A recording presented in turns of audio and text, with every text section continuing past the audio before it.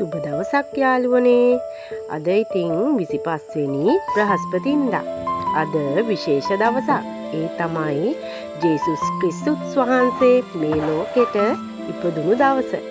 ඉතින් අද ලෝකවාසීන් සියලු දෙනාම සාමයෙන් සතුටින් අද නත්තල සමරන දවස. ඉතින් මම මේ සියලු දෙනාටම සුබ නත්තලක් වේවා කියලා ප්‍රාර්ථනා කරනවා. ඒ වගේම හැමෝටම කිසිදු කරදරයක් පීඩාවක් නොවන සුබ වසරකට මුල පුරන්න ජේසු පිහිටින් ලැබේවා කියලා ප්‍රාර්ථනා කරනවා. අද ඉතින් මම පටන් ගත්තේ මේ විදියට සියලු දෙනාම අද උදෙන්ම නැගිටලා නත්තල සමරනකොට ගොඩාක්ම සාමයේ ගීත ඇහෙන දවසක්නේ. ඒ නිසා මට හිතුණාද සියලු දෙනාටම සුබ පතන්න ඕන කියලා. මමත් මේ සැරසෙන්නේ 2026 අවුරුද්දට මගේ මූලික අඩිතාලම දාන්න පටන් ගත්තේ ඔන්න මගේ කුස්සියේ. මම ඉතින් පාවිච්චි කරන්නේ දර ලිපක්නේ. ඒ නිසා මම ගොම මැටි ගාලා මගේ ලිප ලස්සනට හදන ගමන් තමයි ඉන්නේ. බලන්නකෝ මගේ ලිප ගොඩාක්ම කැඩිලා තිබුණේ. ඉතින් මම මේ තැන් ලස්සනට හදාගෙන ඔන්න අලුත් අවුරුද්දට සුබ මොහොතින් දර පත්තු කරන්න තමයි මම මේ ලේස්ති වෙන්නේ. ඉතින් යාළුවනේ ගොඩාක් දෙනෙක් නූතනයේ පාවිච්චි කරන්නේ ගොඩාක් ගෑස්නේ. නමුත් මම පාවිච්චි කරන්නේ ගොම මැටි ගාලා හදාගන්න මෙන්න මේ ලස්සන ලිප. ඉතින් ගොඩක් දෙනෙක්ට මැටි ගාපු ලස්සන ලිපක් නෑනේ අද කාලේ හොයාගන්න. මන්නම් කියනවා හැමෝටම මේ නැති වෙලා යන දේවල් අපි රැක ගන්න ඕන නිසා මේ වගේ පුංචි ලිපක් එළියෙන් හරි හදාගෙන තියාගන්න එක ගොඩාක් වටිනවා කියලා. අතීතේ ගොඩාක් අම්මලා ලස්සනට ගොම මැටි ගාලා මේ විදියට ලස්සනට ලිපක් හදාගෙන තියෙනවා. ඉතින් මටත් හිතුණා ඔයාලට මගේ channel එක හරහා ඒ වටිනාකම පහදලා දෙන්න. ගොඩාක් තැන්වල දැන් ගෑස් පාවිච්චි කරන නිසා දර ලිපක් හොයාගන්න අමාරුනේ. ඒ නිසා මේ වගේ ලිපක් හදාගෙන කෑම ටිකක් හදාගන්නව නම් කොයිතරම් ලස්සනද සුන්දරද. ඒක ගැමිකම සිංහලකම කියන එක අපිට ගොඩාක්ම වටිනව නේද? අපේ සිංහල ජනතාව අතීතයේ සෑහෙන්න ගවයත් එක්ක ගොඩාක් කිට්ටු සම්බන්ධකමක් තිබිලා තියෙනවා. ඉතින් ගවයාගේ ගොම අරගෙන මේ විදියට ලිපක් හදලා එහෙම නැත්නම් එයාලයි ගෙවල් හදාගෙනත් තිබුණේ අතීතයේ මැටි ගාපු ගෙවල් තමයි. ඉතින් දැන් මේ වගේ ගෙවල් හොයාගන්නත් නැහැ. සමහරක් තැන්වල හැබැයි හදලා තියෙනවා මම දැකලා තියෙනවා. මට නම් ඇත්තටම අපේ ගමේවත් හොයාගන්න නැති තරම්. ඉතින් මේ වගේ වටිනාකමක් තියෙන ලස්සන ගයක් පුංචියට හරි හදලා පැත්තකින් තියෙනවා නම් අපේ ළමයින්ට ගොඩාක් ඒ දේවල් පෙන්වන එක වැදගත් කියලා මට හිතුණා. ඉතින් ගොම මැටි ගාපු ලිපක කෑම ටිකක් වියලා ලස්සනට රස බලන්න තියෙනවා නම් ඇත්තටම ගොඩාක් වටිනවා. ගෑස් ලිපක අද කාලේ වියලා ගන්නකොට ඒ තරම් රසක් නැහැ. මන් දන්න තරමින් නම් දර ලිපේ වුවම සෑහෙන්න රසට කෑම ටිකක් රස බලන්න පුළුවන්. ඉතින් මට හිතුණා මගේ මේ පුංචි කුස්සිය ලස්සනට තියෙන මේ මැටි ගාලා හදාගත්තු ලිප අලුත් අවුරුද්දට සුබ මොහොතින් ලිප මොලවන්න මේ විදියට හදාගත්තොත් හොඳයි කියලා. ඉතින් මටත් ගෑස් ලිපක් තියෙනවා. ඒත් මම මේ ලිප මේ විදියට හදාගත්තේ ගොඩාක්ම මේවල් වටිනාකම යකිලා යන නිසා මේ වගේ දෙයක් සමාජයට දෙනුම් දෙන එක ගොඩක් වටින නිසා මට හිතුණා ඉතින් මේ වගේ දෙයක් ඔයාලට පෙන්නන්න ඕන කියලා. එහෙනම් ඉතින් යාළුවනේ බලමුකෝ මගේ දර ලිප කොයි විදියටද හදලා අවසන් කරගන්නේ කියලා. ඔන්න ඉතින් යාළුවනේ සෑහෙන දුරට ඔන්න ලිපේ වැඩ කටයුතු අවසන් කරගෙනයි මං එන්නේ. දැන් මේ ලිප ඇතුලේ තියෙන ඔක්කොම අලු සියලුම දේවල් අරන් දාලා ඒවට හොඳට ගොම මැටි කවලමට ලිපේ අඩිය ගා ගන්න ඕන. මොකද අපි ගොඩාක් දර දාලා පත්තු කරනකොට ලස්සනට දර ටික පත්තු වෙන්න ලිප හොඳට පදම් වෙලා තියෙන්න ඕන. ඒ නිසා අපි ඉතින් ලිප ලස්සනට ඇතුලේ මැටි ගා ගන්න ඕන. දැන් මේ කැඩිච්ච තැන් මම ගොඩාක් දුරට හදාගෙන යන ගමන් තමයි තියෙන්නේ. බලන්නකෝ ලිපක් හදාගනිද්දී අපිට සාමාන්‍යයෙන් ගොම කියන දේවල් ඉක්මනින්ම මේ දහණයට ලක්වන දේවල් තමයි ගොම කියන්නේ. දැන් ගොම වලින් හදාගන්න දෙයක් නේ හඳුන් කූරු. හඳුන් කූරු අපි පාවිච්චියට ගත්තට කවුරුවත් දන්නේ නැහැ ඒකට ගොම මිශ්‍රයි කියලා. ඒ සමහරක් හඳුන් කූරු හදලා තියෙනවා ඒවටත් ගොම කවලම් කරලා ලස්සනට දානවා. ඉන්දියානුවන් නම් ගොම වලට පීදුරු කවලම් කරලා එයාලා ගොම රොටි කියලා තියෙන්නේ. අන්න ඒ වගේ දෙයක් හදා ගන්නවා. ඒවා දහණයට ගොඩාක්ම ලොකුවට දහණය වෙන දෙයක් තමයි ගොම රොටි. ඉතින් එයාලා නම් ගොඩාක් ඒ වගේ දේවල් කරනවා. ඉතින් අපේ ලංකාවේ ඒ වගේ දේවල් මම නම් දැකලා නැහැ. ඒ වුණාට ලිපක් නම් ඉතින් මේ විදිහට ලස්සනට ගොම ගාලා හදාගත්තොත් ඇත්තටම ලස්සනට දර ටික පත්තු වෙනවා මේ ලිප ඇතුලේ. ගෑස් ඕනමත් නැහැ ඉතින්. ඇත්තටම අපි ගොඩාක්ම පහසුවට ලස්සනට උයා ගන්න තමයි අපි ගෑස් එක පාවිච්චි කරන්නේ. ඒ වුණාට ඉතින් දර ලිපෙත් ලස්සනට හදාගත්තම අපිට ඉක්මනින් උයා ගන්න පුළුවන්. මේකට ඉතින් ලොකු වියදමක් යන්නේ නැහනේ. දර ටික හරියට හදාගෙන ගොම ටික ගාලා ලිප හරියට හදාගත්තම අපිට කෑම උයන එක ගොඩක් අමාරු නෑ. ඉතින් ගොඩක් දෙනෙක් ඉතින් අද කාලේ ඉතුරු කරගන්න රැකියාවට යන ගෘහණියන් ඉතින්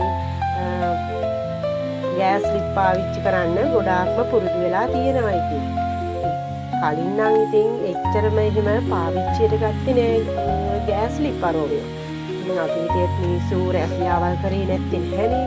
එයාලත් ඉතින් මේ විදියට ලස්සනට ලිප හදාගෙන කලට වෙලාවට නැගිටලා හිමින් ලස්සනට සුන්දරව උයාගෙන රැකියාවලටත් ගියපු අය ඉන්නවා ඉතින්. අද කාලේ ඉතින් ගොඩාක් දෙනෙක් පුරුදු වෙලා තියෙන්නේ ඉක්මනටම ශනිකව කැම ටික හරි ගස්සලා මේ යන්න තමයි ඉතින් හදන්නේ. ඒ නිසා ගෑස් ගොඩක් දෙනෙක් පාවිච්චියට ගන්නවා. මම නම් ඉතින් ගෑස් එකක් තිබ්බත් මම පාවිච්චි කරන්නේ වැඩිපුරම මෙන්න මේ ලිප. ඔන්න ඉතින් යාළුවනේ කොහොමද මගේ ලිප? ලස්සනද? ඔයාලා මට කමෙන්ට් එකක් දාන්නකෝ. මාව සබ්ස්ක්‍රයිබ් කරන ගමන් මට මේ ලිප ලස්සනද හොඳට හදලා තියෙනවද මොකද්ද වැරද්ද ඒ සියලු දේවල් ඔයාලගේ අදහස් ලස්සන කමෙන්ට් එකකින් මට දාන්න කියලා මම ආදරෙන් ඉල්ලා සිටිනවා. ඒ වගේම Flowers with Nadi YouTube channel එක ඔයාලා අලුතින් බලන කෙනෙක් නම් මාව සබ්ස්ක්‍රයිබ් කරලම බලන්න කියලා ආදරෙන් ඉල්ලා සිටිනවා. දැන් ඔන්න මම මේ ලිප ලස්සනට හරි ගස්සලා තේ එකක් තමයි මේ හදා ගන්න ලේස්ති වෙන්නේ. ඔන්න බලන්නකෝ මගේ ලිප ඔන්න ඔය දර ටික දාලා ඉතින් මම දැන් පත්තු කරගත්තා. ගොඩක් හොඳයිනේ ලස්සනයිද?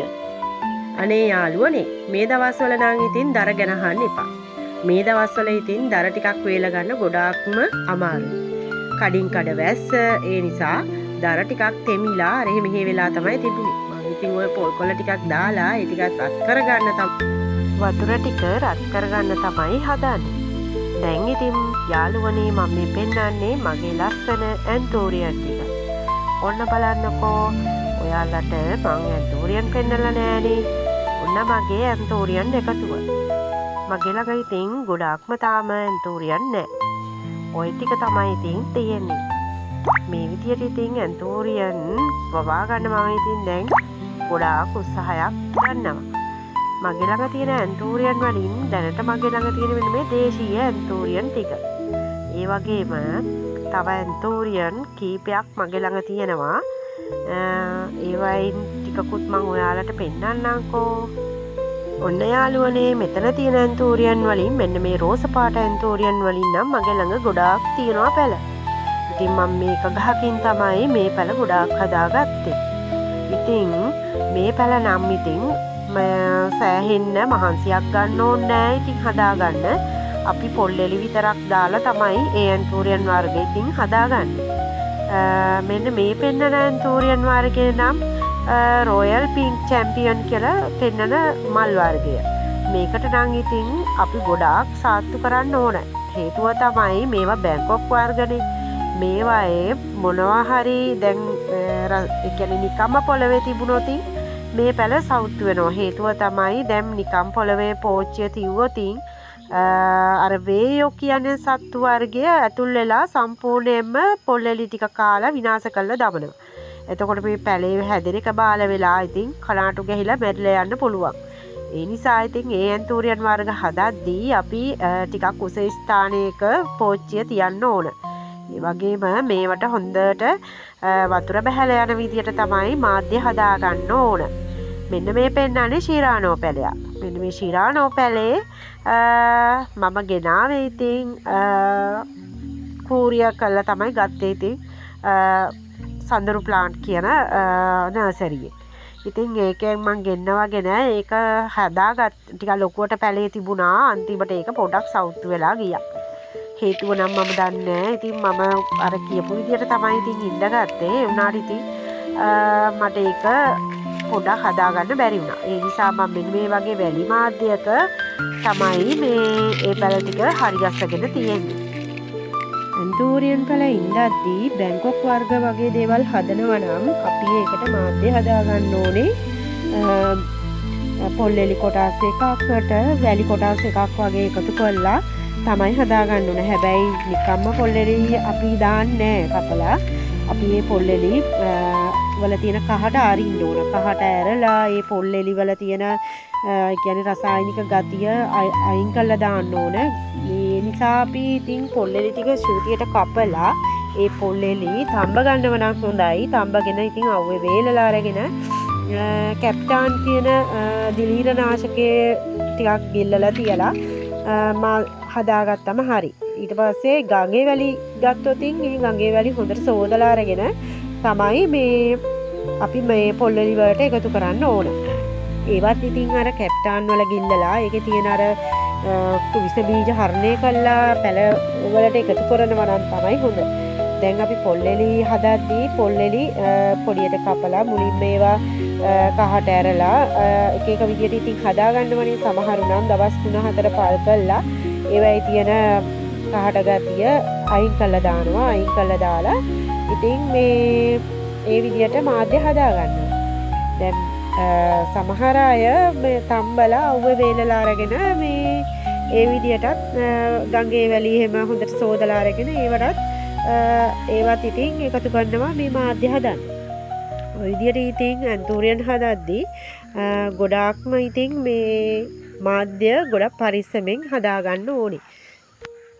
ඔන්න ඉතින් යාළුවනේ මම මේ දැන් ඔයාලට පෙන්නන්නේ මගේ ළඟ තියෙන ඕකීඩ් වර්ග කීපයක්. මේක නම් කැන්ඩියන් ඩාන්සර් පැලයක්. ඒක මම ඉතින් ওই විදියට ඉඳගෙන තියෙනවා. මේක නම් මේ පොල්ලෙල්ලක ඉඳලා තියෙන්නේ. මේක මගේ නෑනා මට ගෙනත් දීපු ඕකීඩ් පැලයක්. ඒක සුදු පාට මලක් තමයි ලස්සනට පිපෙන්නේ. මේක ඉතින් මම ගොඩාක් අමාරුවෙන් දැන් ඉතින් හදාගෙන තියෙනවා මෙන්න මේ විදියට පොල්ලෙලි වාස් එක. ඒ වගේම මම ඔයාලට මේ පොල්ලෙලි වාස් එක හදාගන්න විදිය තවත් වීඩියෝ එකකින් පෙන්නන්නම්කෝ. ඔන්න ඉතින් යාළුවනේ හවස් වුණා කතාවෙන් කතාව. අද මම මඤ්ඤොක්ක තම්බලා බතක් උයලා කිරි හොද්දක් හදාගෙන ඊට පස්සේ පපඩම් බෙදලා බිත්තර තම්බගෙන රෑ කෑම හදාගත්තා. එහෙනම් ඉතින් යාළුවනේ අද මම ඉතින් අද දවසේ මගේ වැඩ කොටසෙන් ටිකක් තමයි ඔයාලට වීඩියෝ එකකින් ගෙනාවේ. ඔයාලා ඉතින් මගේ වීඩියෝ එක හොඳයි නම් මගේ වීඩියෝ එකේ වැරදි අඩුපාඩු තියෙයි නම් ඒවා පෙන්නලා දීලා ඉතින් මාව මට කමෙන්ට් කරන්න ඒ වගේම සබ්ස්ක්‍රයිබ් කරන්න කියලා ආදරෙන් ඉල්ලා සිටිනවා. එහෙනම් ඉතින් යාළුවනේ තවත් වීඩියෝ එකකින් ඔයාලා හමු වෙන බලාපොරොත්තු වෙන්න මම මෙතනින් සමුගන්නම්. තෙරුවන් සරණයි.